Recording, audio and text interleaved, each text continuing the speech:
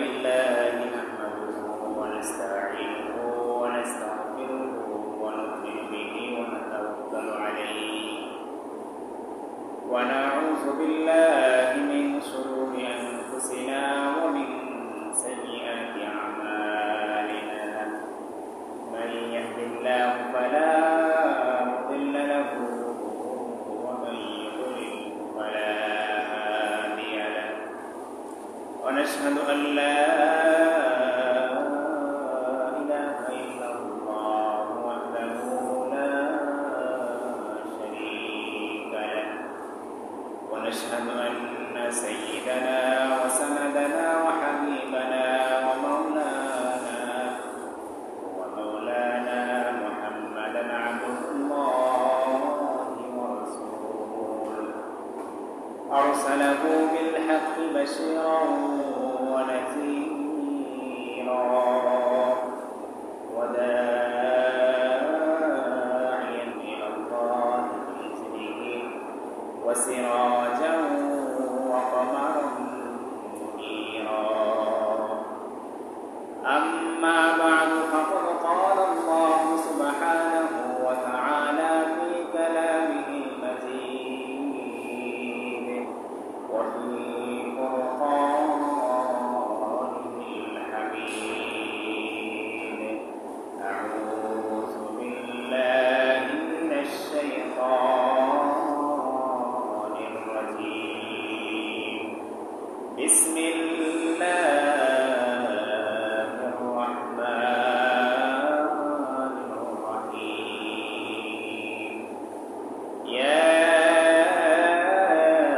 أيها الذين آمنوا إذا نودي للصلاة من يوم الجمعة فاسعوا إلى ذكر الله ذلكم خير لكم إن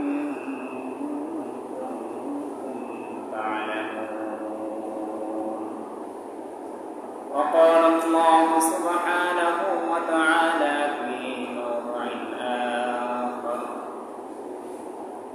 قلنا اهبطوا منها جميعا وقال رسول الله صلى الله عليه وسلم من اغتسل يوم الجمعة يوم السبت وبكر وابتكر ودنا واستمع كان له بكل خطوة يقولها أجر سنة صيامها وقيامها أو كما قال رسول الله صلى الله عليه وسلم سبحانك لا علم لنا إلا ما علمتنا إنك أنت العليم الحكيم بلغ العلا بكماله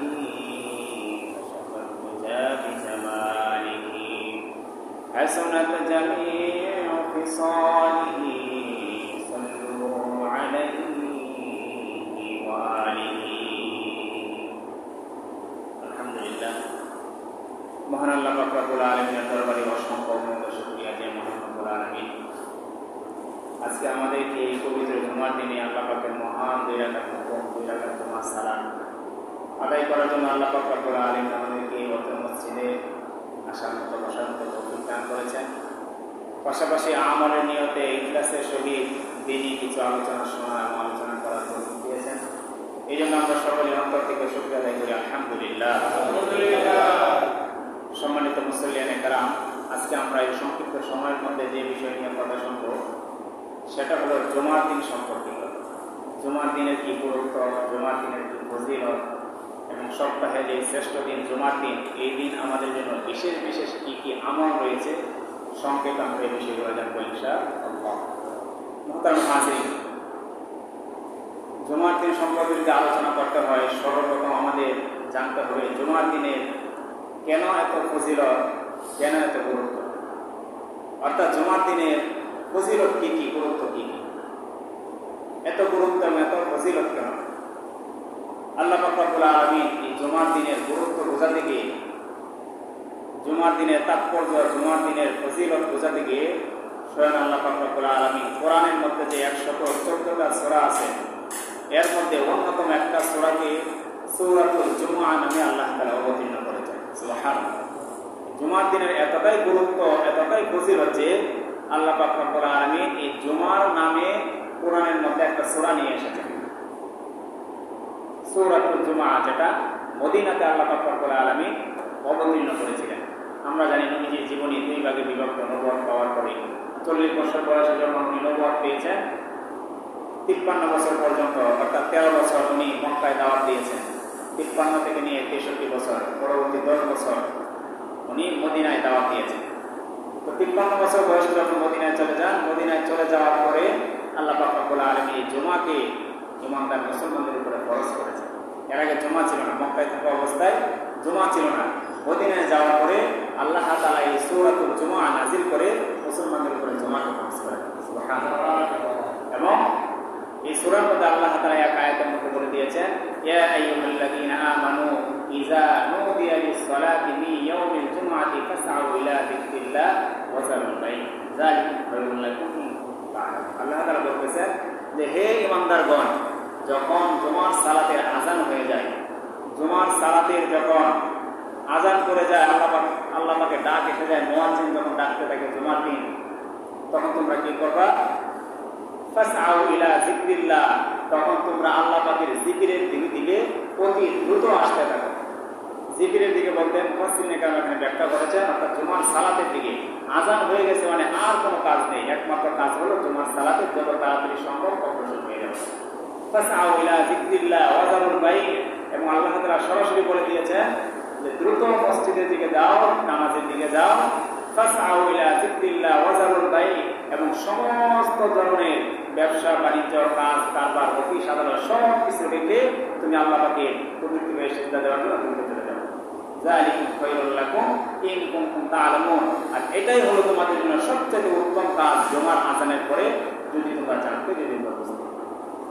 তাহলে মোহতারাম হাজিরিন, জুমার দিনের এত ফজিলত, এত গুরুত্ব, এত তাৎপর্য হওয়ার কারণ হলো স্বয়ং আল্লাহ পাক রব্বুল আলামিন পবিত্র কোরআনে এই জুমার নামে একটা সূরাতুল জুমআ নাযিল করেছেন, এবং এই আয়াতের মধ্যে আল্লাহ তাআলা বলে দিয়েছেন যে জুমার আযান হয়ে গেলে আর কোনো কাজ নেই। জুমার আযান হয়ে গেছে, তো এখন সবচেয়ে বড় মুমিনের কাজ হলো সে মসজিদের দিকে যাবে, আর এটা তার জন্য সবচেয়ে উত্তম কাজ। কিন্তু আমরা এটা অনেকেই জানি না, অনেকে বুঝি না। আবার অনেকে বুঝলেও, জানলেও দেখা যায় অলসতা বশত আমরা এই কাজ থেকে বিরত থাকি। সপ্তাহে তো আমরা 5 ওয়াক্ত অনেকে নামাজ পড়িও না, এরকম হতভাগা রয়েছে, কপাল পড়া রয়েছে, যারা শুক্রবার দিন, জুমার দিন, ওই দিন পর্যন্ত নামাজে আসে। এই জন্য মোহতারাম হাজিরিন, এই জুমার নামাজের ফজিলত সম্পর্কে, গুরুত্ব সম্পর্কে যদি আমার আপনার জানা থাকে, তাহলে আর জুমার নামাজে কখনো আমার আপনার মিস হবে না। এই জন্য জুমার নামাজের এত ফজিলত। এক হাদিসের মধ্যে এসেছে, তাবরানী হাদিস, নবী আলাইহিস সালাতু ওয়াস সালাম বলেছেন, হাযা ইয়াউমুল ঈদ, হাযা ইয়াউমু জাআলাহুল্লাহু ঈদান। নবীজি বলতেছেন সাহাবায়ে কেরামকে যে শুক্রবার দিনটা তো হলো ঈদের দিন, শুক্রবার দিনটা হলো খুশির দিন, এটা তো আমরা সবাই জানি। শুক্রবার হলো মুসলমানদের সপ্তাহে একটা ঈদের দিন। নবীজি বললেন, হাযা ইয়াউমু জাআলাহুল্লাহু ঈদান, এই ইয়াউমুল জুমাকে, জুমার দিনকে আল্লাহ পাক রব্বুল আলামিন তোমাদের জন্য ঈদ হিসাবে, আনন্দ হিসাবে আল্লাহ তাআলা অবতীর্ণ করেছেন। সুবহানাল্লাহ।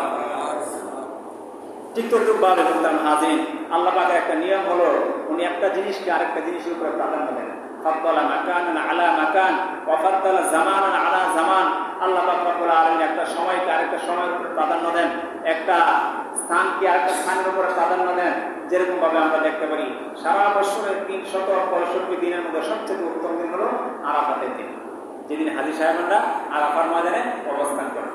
ওই দিন আল্লাহ তাআলা মানুষের সমস্ত ধরনের দোয়া, সারাদিন দেখবেন যে হাজী সাহেবরা আরাফার ময়দানে টিভিতে সম্প্রচার হচ্ছে, দোয়া করতেছে। আরাফার ময়দানে যে সুরা পড়ে না কেন, তার উপার্জন যদি হালাল হয়, তার ঈমান যদি শিরক মুক্ত হয়, তার আমল যদি বেদাত মুক্ত হয়, আল্লাহ তাআলা তার প্রত্যেকটা দোয়া কবুল করেন। সুবহানাল্লাহ। তাহলে আল্লাহ পাকের নিয়ম হলো একটা জিনিসকে আরেকটা জিনিসের উপরে প্রাধান্য দেওয়া। এই জন্য 365 দিনের মধ্যে সবচেয়ে উত্তম দিন হলো আরাফাতের দিন। আবার 365টা রাতের মধ্যে সবচেয়ে উত্তম রাত কোনটা? লাইলাতুল কদর। জানি না আমরা সবাই? 365টা রাতের মধ্যে সবচেয়ে উত্তম রাত হলো লাইলাতুল কদর। ঠিক তদ্রূপভাবে আল্লাহ নবী সাল্লাল্লাহু আলাইহি ওয়াসাল্লাম বলেছেন 12টি মাস রয়েছে আমাদের মধ্যে, আরবি 12টি মাস আছে না? সবচেয়ে উত্তম মাস কোনটি? রমজান মাস। সবচেয়ে উত্তম মাস কোনটি? রমজান মাস। এই 12টি মাসের মধ্যে আল্লাহ তাআলা সবচেয়ে উত্তম হিসেবে অবতীর্ণ করেছেন রমজান মাসকে। পর্যায়ক্রমে অন্যান্য মাস আছে, মুহররম মাস আছে, এরকম জিলহজ মাস আছে, কিন্তু 12টি মাসের মধ্যে সবচেয়ে উত্তম মাস হলো রমজান মাস। ঠিক তদ্রুপভাবে নবীজি বলেন সপ্তাহে যে 7টা দিন রয়েছে, শনিবার, রবিবার, সোমবার, মঙ্গলবার, বুধবার, বৃহস্পতিবার, শুক্রবার, এই সপ্তাহে 7টা দিনের মধ্যে সবচাইতে উত্তম দিন হলো এই ইয়াউমুল জুমআহ অর্থাৎ জুমার দিন। সুবহানাল্লাহ। তাহলে মোহতারাম হাজিরিন, এই যে জুমার দিনের এত ফজিলত, জুমার দিনের এত গুরুত্ব, জুমার দিনের এত তাৎপর্য, এটা আল্লাহ তাআলা কেন দিয়েছেন? এই জুমার দিন বান্দার জন্য অনেক করণীয়, অনেক বর্জনীয়, অনেক আমল রয়েছে। এবং ইসলামের ইতিহাসে অতীতে অনেক এরকম ঘটনা ঘটেছে যেগুলো জুমার দিনে স্মরণীয় হয়ে আছে, এবং ভবিষ্যতে এরকম অনেক ঘটনা ঘটবে যেটা জুমার দিন সংঘটিত হবে। আমরা ধারাবাহিক আলোচনা করলে এই বিষয়গুলো জানতে পারবো। আল্লাহ পাক রব্বুল আলামিন এক আয়াতের মধ্যে বলেছেন, নবী আলাইহিস সালাতু ওয়াস সালাম হাদিসের মধ্যে বলেছেন যে আল্লাহ পাক এই শুক্রবার দিনে আদম আলাইহিস সালাতু ওয়াস সালামকে সৃষ্টি করেছিলেন। নবীজি বলেছেন লাম্মা খালাকাল্লাহু আদামা ওয়া কানা তুলুহু 60 যিরাআন ফিহি খালাকাল্লাহু আদম। নবীজি বলেন যে যখন আদম আলাইহিস সালাতু ওয়াস সালামকে আল্লাহ তাআলা দুনিয়াতে সৃষ্টি করেছিলেন, তখন ওয়া কানা তুলুহু 60 যিরাআন, আদম আলাইহিস সালাতু ওয়াস সালাম লম্বায় কতটুকু ছিলেন? 60 গজ লম্বা ছিলেন। সুবহানাল্লাহ। 60 গজ লম্বা ছিল ওনার দেহটা। এবং নবী আলাইহিস সালাতু ওয়াস সালাম বলেন ফিহি খালাকাল্লাহু আদম, আর এই শুক্রবার দিনে আল্লাহ পাক রব্বুল আলামিন আদম আলাইহিস সালামকে দুনিয়াতে সৃষ্টি করেছিলেন, জান্নাতে সৃষ্টি করেছিলেন আল্লাহ পাক রব্বুল আলামিন। তাহলে এই শুক্রবার দিনের গুরুত্ব বা তাৎপর্যের অন্যতম আরেকটা কারণ হলো পৃথিবীর সর্বপ্রথম মানুষ যার মাধ্যমে দুনিয়াতে মানবের বিস্তার লাভ করেছে, তাকে আল্লাহ পাক রব্বুল আলামিন শুক্রবার দিন দুনিয়াতে বা জান্নাতে প্রেরণ করেছেন। ঠিক তদ্রুপভাবে আল্লাহ পাক রব্বুল আলামিন এই দিনেই আদম এবং হাওয়া আলাইহিস সালাতু ওয়াস সালামকে জান্নাত থেকে বের করে দিয়েছিলেন। ওনাদেরকে সৃষ্টি করার পরে সর্বপ্রথম জান্নাতে রাখা হয়েছিল, এবং আল্লাহ তাআলা বলে দিয়েছিল, প্রসিদ্ধ ঘটনা আপনারা জানেন যে একটা গাছের কথা বলছিল, এই গাছের কাছাকাছি তোমরা যেও না, গাছের ফল খাইবা দূরের কথা, গাছের কাছেও যেও না। কিন্তু শয়তান সে মুরব্বীর আকৃতি ধারণ করে সে জান্নাতে গিয়ে আদম এবং হাওয়া আলাইহিস সালাতু ওয়াস সালামকে ধোঁকা দিয়ে আল্লাহ পাকের আদেশকে অমান্য করিয়েছিল, যার কারণে আল্লাহ তাআলা তাদের প্রতি অসন্তুষ্ট হয়েছিলেন এবং জান্নাত থেকে ওনাদেরকে দুনিয়াতে পাঠিয়ে দিয়েছিলেন। যেদিন জান্নাত থেকে আল্লাহ তাআলা দুনিয়াতে ওনাদেরকে পাঠিয়েছিলেন, ওই দিনটাও ছিল এই শুক্রবার। সুবহানাল্লাহ। এরপরে দীর্ঘ একটা সময় ওনারা কান্নাকাটি করতেছে আল্লাহ পাকের কাছে, দুইজনকে আলাদা করে দেওয়া হয়েছে। জান্নাতে দুজন একসাথে ছিল, সুখে শান্তিতে বসবাস করতেছিল, কিন্তু দুনিয়াতে যখন তাদেরকে পাঠিয়ে দেওয়া হলো, হযরত হাওয়া আলাইহিস সালাতু ওয়াস সালামকে পাঠিয়ে দেওয়া হলো সৌদি আরবের বর্তমানে যে জেদ্দা শহর রয়েছে সেই জেদ্দা শহরে, আর আদম আলাইহিস সালাতু ওয়াস সালামকে পাঠিয়ে দেওয়া হলো বর্তমানে শ্রীলঙ্কা যে দেশটা রয়েছে সেই দেশে। তখন তার এরকম নামে দেশ ছিল না। পৃথিবীর মধ্যে ওনারা মানুষ বলতে ওনারা দুইজনেই, তো দুইজনকে আল্লাহ তাআলা বিচ্ছিন্ন করে দিয়েছিলেন। তো একটা পর্যায়ে আল্লাহ তাআলা ওনাদেরকে দোয়া শিখিয়ে দিয়েছিলেন। ওনারা দোয়া করেছিলেন রব্বানা যালামনা আনফুসানা ওয়া ইল্লাম তাগফির লানা ওয়া তারহামনা লানাকুনান্না মিনাল খাসিরিন। ওনারা এই দোয়াটা বারবার করতেন যে হে আল্লাহ, আমাদের নফসের উপরে আমরা জুলুম করেছি, তুমি যদি আমাদেরকে ক্ষমা না করো তাহলে আমাদেরকে কে ক্ষমা করবে? আমরা কোনো রাস্তা খুঁজে পাবো না। আল্লাহ পাক রব্বুল আলামিন এই দোয়া করতে করতে যেদিন ওনাদের দোয়াটাকে আল্লাহ তাআলা কবুল করেছিলেন, এই দিনটা ছিল এই শুক্রবার। সুবহানাল্লাহ। তাহলে শুক্রবার দিনে গুরুত্ব আছে না নাই? শুক্রবার দিন অনেক গুরুত্ব, অনেক ফজিলত। এই জন্য মোহতারাম হাজিরিন, এই শুক্রবার দিনটা আমাদের জীবনে অত্যন্ত গুরুত্বপূর্ণ একটা দিন। আল্লাহ তাআলা বলে দিয়েছেন তাকাব্বালাল্লাহু তাওবাতা আদম ফীহি ইয়াউমাল জুমআহ, যে আল্লাহ পাক রব্বুল আলামিন এই শুক্রবার দিনেই নবী আদম আলাইহিস সালাতু ওয়াস সালামের তওবাকে কবুল করেছিলেন, এবং ওনাদের দুইজনকে পৃথিবীর দুই প্রান্ত থেকে আরাফাতের যে ময়দান রয়েছে, আরাফা মানে কি? পরিচিতি, পরিচয়ের জায়গা। আল্লাহ তাআলা আদম আলাইহিস সালামকে শ্রীলঙ্কা থেকে নিয়ে আর হাওয়া আলাইহিস সালামকে জিদ্দা শহর থেকে নিয়ে আরাফাতের ময়দানে, যেদিন হাজী সাহেবান আরাফাতের ময়দানে অবস্থান করে, ওই জায়গার মধ্যে দুজনকে মিলিয়ে দিয়েছিলেন, আর এই দিনটা ছিল শুক্রবার। ঠিক তদ্রুপভাবে এই শুক্রবার দিনের এত ফজিলত কেন? অদূর ভবিষ্যতে যখন কিয়ামত সংঘটিত হবে, যেদিন কিয়ামতের প্রথম ফুৎকারটা দেওয়া হবে, 3টা ফুৎকার দেওয়া হবে, প্রথম ফুৎকার যখন দেওয়া হবে এই দিনটা হবে শুক্রবার। এই জন্য শুক্রবার পেয়েও যারা এই আমল থেকে, জুমার নামাজ থেকে বিরত থাকে, তাদের জন্য যেরকম ধমকি রয়েছে, ভয়ের সুসংবাদ রয়েছে, ফজিলত যেরকম রয়েছে, এরকম ভয়েরও একটা কারণ রয়েছে। মানে এই শুক্রবার দিনেই আল্লাহ পাক রব্বুল আলামিন দুনিয়াতে কিয়ামত সংঘটিত করবেন। ঠিক তদ্রুপভাবে আল্লাহ পাক রব্বুল আলামিন আলাইহিস সালাতু ওয়াস সালাম হাদিসের মধ্যে বলেছেন যে বনি আদম যখন সে এক রমজানে পুরা রমজান রোজা রাখে, আবার যখন 1 বছর পরে সে আরেকটা রমজান পায় এবং ওই রমজানেও পুরা রমজান সে রোজা রাখে, তাহলে কি হয়?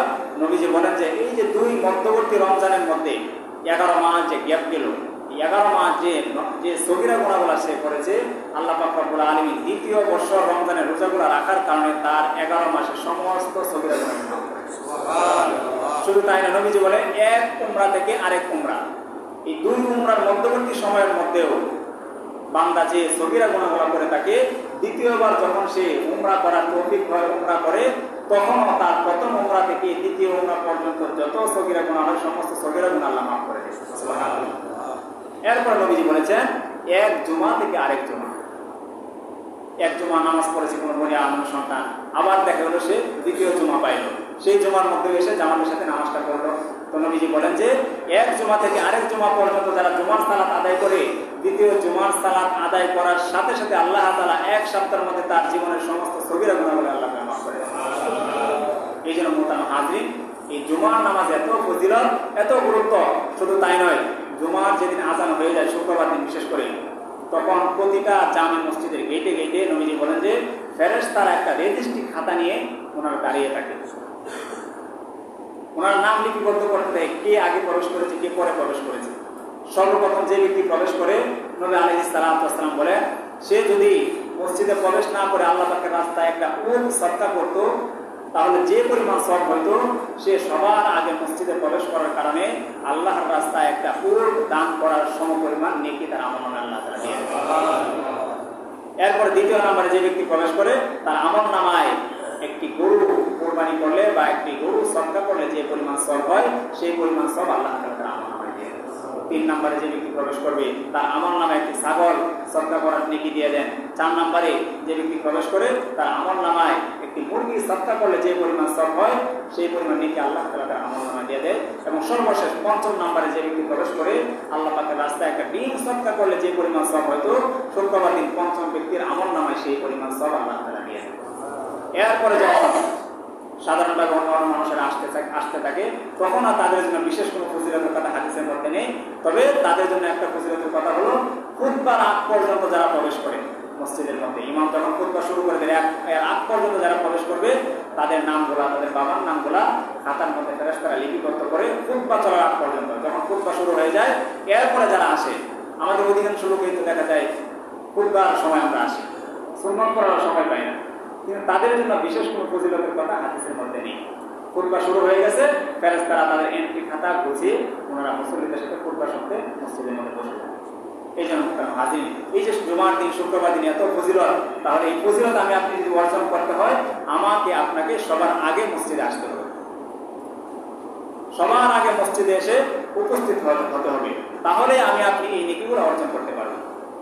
পক্ষান্তরে যদি আমি আপনি অলসতা করি বা দেরি করে আসি, অথবা জুমার নামাজে আসলাম না, এরকমটাই তো হয়।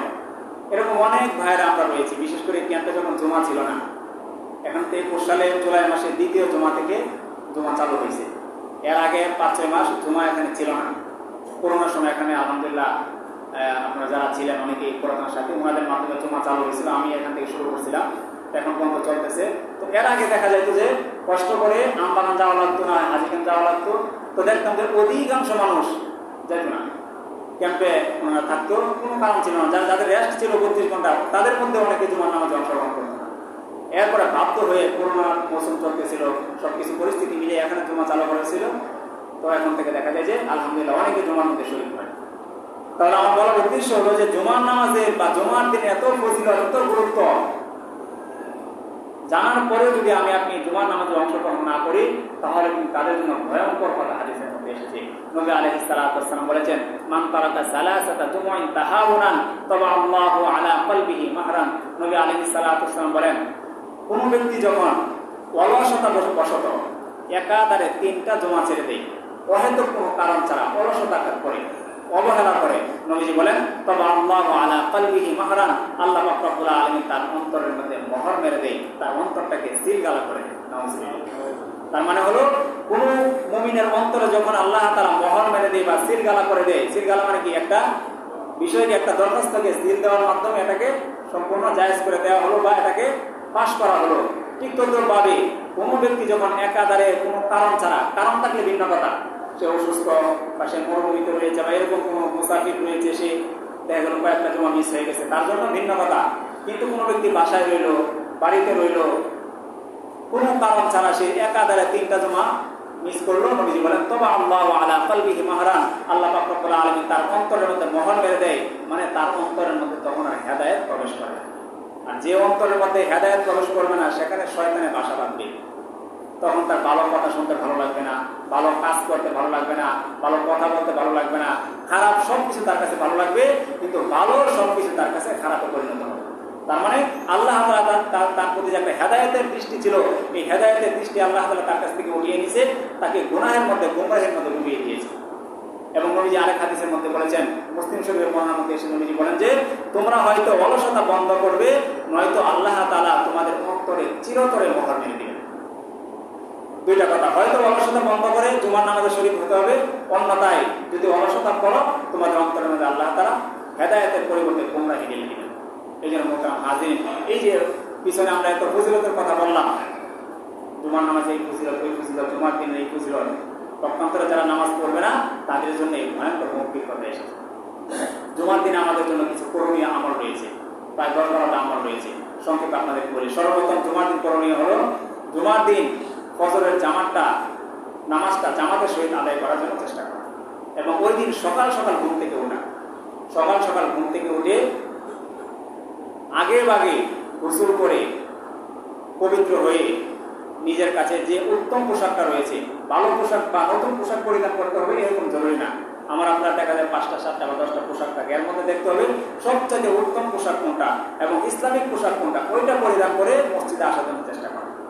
নবীজি হাদিসের মধ্যে বলেছে, মান সাল্লা আলাইহি মাররাতান সাল্লাল্লাহু আলাইহি আশরা, যে ব্যক্তি এই জুমার দিন বা বিশেষ করে জুমার দিন ছাড়াও বেশি বেশি করে আমার উপরে দরুদ করবে, নবী আলাইহিস সালাতু ওয়াস সালাম একবার আমার উপরে দরুদ করলে আমি আল্লাহ পাক রব্বুল আলামিন ওই ব্যক্তির উপরে 10টা রহমতকে আমি নাযিল করে দিই। সুতরাং শুক্রবার দিনের অন্যতম আরেকটা আমল হলো এই দুরূদ শরীফ পাঠ করা। সকাল সকাল আপনি ঘুম থেকে উঠে পাক পবিত্র হয়ে গোসল করে নিজের কাছে যে উত্তম পোশাকটা রয়েছে সেই উত্তম পোশাকটা পরিধান করে সুগন্ধি মেখে, সুগন্ধি হলো এরকম একটা জিনিস যেটা সমস্ত নবীদের মধ্যে ছিল। সমস্ত আম্বিয়া আলাইহিস সালাতু ওয়াস সালামের 4টা সুন্নাত ছিল যে ওনারা খতনা করেছেন, সমস্ত নবীরা বিবাহ করেছেন, সমস্ত নবীরা সবসময় মিশ্রণ করতেন, সমস্ত নবীরা সুগন্ধি ব্যবহার করতেন। তো জুমার দিন অন্যতম আরেকটা সুন্নাত হলো, আমল হলো আমার আপনার জন্য সুগন্ধি ব্যবহার করে মসজিদে আসা। এবং আরেকটা সুন্নাত নবী আলাইহিস সালাতু ওয়াস সালাম বলেছেন, মসজিদে আসার সময় জুমার দিন পায়ে হেঁটে আসার চেষ্টা করা, কোনো গাড়ি ব্যবহার না করা।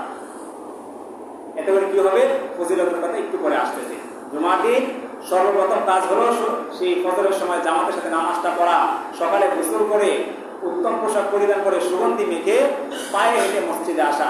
এরপর নবীজি বলেন যে ওয়ান সাতা কানা লাহু বিকুল্লি খাতওয়াতিন ইয়াখতুহা আজরু সানাতিন সিয়ামুহা কিয়ামুহা। এভাবে যখন কোনো একটা ব্যক্তি মসজিদের মধ্যে আসবে, মসজিদের মধ্যে আসার পরে যখন সে চুপচাপ মসজিদে বসবে এবং মসজিদে এসে বসার পূর্বে নবীজি বলেন যে তাহিয়াতুল মসজিদ, 2 রাকাত নামাজ রয়েছে। মসজিদে আলোচনা চলুক বা আলোচনা না চলুক, মসজিদে প্রবেশ করার পরপরই প্রত্যেকের উপরে মসজিদের 2 রাকাত হক, 2 রাকাত নামাজ রয়েছে। এই 2 রাকাত নামাজ সে পড়লো। এরপরে কি করলো, নবীজি বলেন যে সে মসজিদে পায়ে হেঁটে আসলো। পায়ে হেঁটে আসার পরে মসজিদে বসার পরে সে চুপচাপ ইমামের আলোচনা, ইমামের খুতবা শুনলো। কারণ সাহাবায়ে কেরামের জামানার মধ্যে এরকম হতো, প্রথম সাহাবায়ে একজন যখন আরেকজনের সাথে কথা বলতো, আরেকজন এরকম সাহাবীরা দেখা যেত ওনারা কঙ্কর নিক্ষেপ করতো যেন সে কথা না বলে। কিন্তু নবী আলাইহিস সালাতু ওয়াস সালাম জুমার নামাজের পরে বলে দিয়েছেন যে জুমার দিন খুতবা চলা অবস্থায় কথা বলা যেরকম অন্যায়, অন্যজনকে ইশারা দিয়ে বা কঙ্কর নিক্ষেপ করে চুপ করানো সেটা হলো একটা অন্যায়। সুতরাং এটা করা যাবে না। তো নবীজি বলেন যে এভাবে যখন কোনো ব্যক্তি মসজিদে আসবে, আসার পরে সুন্দর মতো খুতবা শুনবে, চুপ থাকবে, 2 রাকাত তাহিয়াতুল মসজিদ নামাজ পড়বে, খুতবার সময় কারো দিয়ে কোনো ইশারা করবে না, কারোর সাথে কোনো কথা বলবে না। এমনকি মসজিদে এসে সর্বপ্রথম যে জায়গার মধ্যে স্থান পাবে সেই জায়গার মধ্যে বসবে। বরং এরকম না যে সামনে জায়গা রয়েছে, পিছন দিক থেকে আরেক ভাই তার কাঁধের উপর দিয়ে তাকে ফাঁক করে করে সামনে আসতে হয়, এটা করা যাবে না। কারণ হাদিসের মধ্যে এসেছে আদ-দীনু আন-নাসিহা, দিন হলো অন্য ভাইয়ের কল্যাণ কামনা করা। সুতরাং আমার আপনার জন্য উচিত হবে যে সামনে যে ফাঁকা জায়গাগুলো থাকে এগুলো পরিপূর্ণ করে বসা। কারণ এক হাদিসের মধ্যে এসেছে নবীজি বলেছেন জুমার দিন বা এরকম ইসলামী প্রোগ্রামগুলোতে যারা সামনে জায়গা রেখে পিছনের দিকে বসে এবং দেখা যায় যে পিছনের লোকগুলা সামনের দিকে অগ্রসর হয় মানুষের দিয়ে এরকম ডিঙ্গিয়ে ডিঙ্গিয়ে, তখন নবীজি বলেন যে সে যেন জাহান্নামের দিকে অগ্রসর হচ্ছে। সুতরাং আমি আপনি যদি তাকে সুযোগ করে দিই এরকম জাহান্নামের দিকে অগ্রসর হওয়ার জন্য, তাহলে তো আদ-দীন ওয়ান নাসিহা, দিন যে অন্য ভাইয়ের কল্যাণ কামনা করা, সেই কল্যাণ তো আর হলো না। সুতরাং যে কোনো ইসলামিক প্রোগ্রামে বিশেষ করে জুমার দিন নিজের সামনের জায়গাগুলো ফাঁকা রেখে আমরা বসবো। সামনে যে জায়গা থাকবে এই জায়গার মধ্যে এসে বসার চেষ্টা করবো সবসময়। তো নবীজি বলেন যে এই কাজগুলো যারা করবে তারা ভাইভাবে সকালে ঘুম থেকে উঠবে, গোসল করবে, ভালো পোশাক পরিধান করবে, আতর মাখবে, এরপরে পায়ে হেঁটে আসবে, মসজিদে এসে খুতবা শুনবে, চুপচাপ থাকবে এবং 2 রাকাত তাহিয়াতুল মসজিদ নামাজ পড়বে। এই কাজগুলো যারা করবে নবীজি বলেন যে সে তার বাসা থেকে, সে তার রুম থেকে মসজিদ পর্যন্ত আসতে যে পরিমাণ কদম ফেলছে, প্রতি কদমে 1 বছর নফল রোজা এবং 1 বছর নফল নামাজ পড়লে যে পরিমাণ সওয়াব হতো সেই পরিমাণ সওয়াব আল্লাহ তাআলা আমল করেছে। চিন্তা করতে পারছেন? মুহাদ্দিসিনে কেরাম বলেন যে ফজিলতের দিক দিয়ে এর চাইতে ফজিলতের হাদিস আর হতেই পারে না। যারা দূর থেকে এসেছে তারা 100, 200, 500 কদম দিয়েছে। তার মানে যারা 500 কদম দিয়েছে, 500 বছর নফল রোজা, 500 বছর নফল সালাত পড়লে যে পরিমাণ সওয়াব হতো, একদিনে সে তার রুম থেকে পর্যন্ত আস্তে আস্তে এই পরিমাণ নেকি সে অর্জন করে। এখন যদি গাড়ি দিয়ে আসে তাহলে কি হবে? পায়ে হেঁটে আসার কথা বলছে হাদিসের মধ্যে। আর যারা একবার আসেই না তারাতেই নেকি থেকে এই সব থেকে বঞ্চিত হয়েছে। এই জন্য মোহতারাম হাজিরিন, এই যে এত এত জুমার দিনের ফজিলত, এত এত জুমার দিনের তাৎপর্য, গুরুত্ব, এত এত আমল, এগুলো আমাদের জন্য জানা যেরকম জরুরি তার থেকে বেশি হলো আমল করা আমাদের জন্য জরুরি। শুক্রবার দিন বেশি বেশি দুরূদ শরীফ করা, বিশেষ করে শুক্রবার দিন বেশি বেশি দোয়া করা আল্লাহ পাকের কাছে। কারণ বৃহস্পতিবার দিন দিবাগত রাত থেকে, বৃহস্পতিবার দিন সন্ধ্যা থেকে শুক্রবার দিন সন্ধ্যা পর্যন্ত এই 24টা ঘন্টা সময় প্রতিটা মুহূর্ত আল্লাহ পাকের কাছে দোয়া করাকে কবুল করা হয়। নবীজি বলেন যে বিশেষ করে শুক্রবার দিন আসরের পর থেকে মাগরিব পর্যন্ত এই সময়টাতে যেন মুমিন বান্দারা দোয়া করে। এবং আরেকটা দোয়া কবুল হওয়ার সময় হলো যখন শুক্রবার দিন খুতবা চলে, তখন মনে মনে দোয়া করা। এই 2টা সময়ের কথা হাদিসের মধ্যে এসেছে। এই 2টা সময় বান্দা যে কোনো দোয়া করে না কেন, যদি তার উপার্জন হালাল হয়, তার ঈমান যদি শিরিক মুক্ত হয়, তার ইবাদত যদি বেদাত মুক্ত হয়, তাহলে অবশ্যই অবশ্যই আল্লাহ তাআলা তার দোয়াগুলোকে কবুল করবেন। এই জন্য এই শুক্রবার দিনই সময়গুলোকে আমরা কাজে লাগাবো। অযথায় অবহেলায় সময়কে ব্যয় না করে শুক্রবার দিন আসরের পর অনেকে আড্ডা দিই, অনেক ঘোরাফেরা করে, এই জায়গায় যায় সেই জায়গায় যায়, যেখানে যে যায় না কেন অন্তত মাগরিবের আজানে 10 মিনিট পূর্বে যেন যে যেখানে তাকে মসজিদে আসতে পারে না পারি, কর্মস্থলে হোক, কাজের জায়গায় হোক, ঘোরাফেরার জায়গায় হোক, বসে যাওয়া, দুরূদ শরীফ দোয়া ইস্তিগফার করে 10 মিনিট আল্লাহ পাকের কাছে দোয়া করা। আল্লাহ পাক রব্বুল আলামিন আমাদের সবাইকে এই জুমার এই ফজিলতগুলো জানার জন্য তৌফিক দান করেন এবং জানার পরে যেন সবাই কোনভাবে আমল করতে পারে সেই তৌফিক দান করেন। সকলে বলে আমিন। যারা সুন্নাহ করেন, যারা সুন্নাহ করেন।